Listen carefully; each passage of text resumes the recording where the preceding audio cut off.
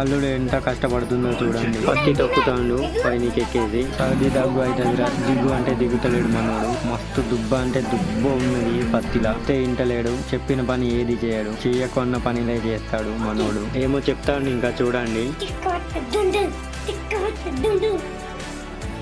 ఆ పత్తి దుబ్బకు దమ్ము కూడా వెళ్తలేదు చూడండి ఎట్లా చేస్తుండు.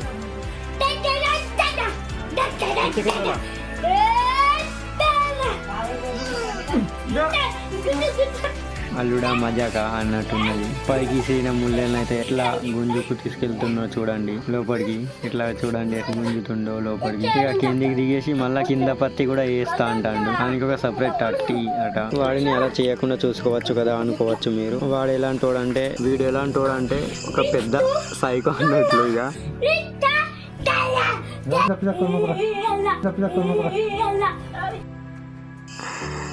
ఎట్లా అంటే వాడు చెప్పిన మాట మనం వినాలి, మనం చెప్పిన మాట ఆడు అస్సలు వినాడు.